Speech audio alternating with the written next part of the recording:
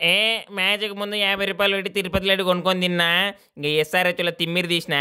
ఇగ మ్యాచ్‌లో ఎస్ఆర్‌హెచ్‌వోళ్ళు వత్తరు, మాతోని ఓడిపోతారు ప్రతిసారి. ఇప్పటికి 4 సార్లు ఓడిపోతుర్రు. ఇంగ ఎస్ఆర్‌హెచ్‌ఓళ్ళకి ఒకటే చెప్తున్నా. ఇగ ప్రతిసారి తెల్లార్లు 300 అంటే మింగరిక్కడ. ఇంగ మా టీమ్ చూసిర్రు కదా ఎట్టుంది. బిక్షు బాబ్జీ టీము 9 దాకా బ్యాటింగ్ ఉంది. అడ్డగోలు ఆడిపోతారు. ఇంగ అట్లనే లాస్ట్‌లో అడ్డం పెట్టి తప్పరిచ్చినా, సిక్సులు లేపినా, స్కోర్ 200 దాకా తీసుకుపోయినా. ఇక నాకు పెట్టిన పైసలు దండిగా కానీయలే. ఇక ఫస్ట్ 2 మ్యాచ్‌లు గోవిందన్నా గానీ, ఈ మ్యాచ్‌లో కవర్ చేసి పడేసిన. అంతా నమో వెంకటేశాయ. ఇంక తిరుపతి లడ్డు మహిమ. ఇంకా 10 మ్యాచ్‌లున్నాయి మాది. 10 లడ్డూలు ప్యాకింగ్ చేపిత్తా. ఇంక పంకవలిత్తా ఒకరొక టీంలందరినీ. కేకేఆర్ పరారు. కప్పులెప్పుకొని పరారైపోతాం. ఈసారి మళ్ళా పక్కా. ఇంగ ఎస్ఆర్‌హెచోళ్ళైతే ఓళ్ళు కాటేరమ్మ బొట్టు పెట్టుకొనొచ్చింటే అందరూ పక్కా గెలుత్తురే. కానీ ఏం చేత్తాం, వాళ్ళకి ఇవన్నీ ట్రిక్కులు తెలవదు. వాళ్ళకి అది రావాలే కొట్టిపోవాలన్నట్టుంటారు గానీ, ఆళ్ళకివన్నీ తెలవదు బొట్లు గిట్లన్నీ.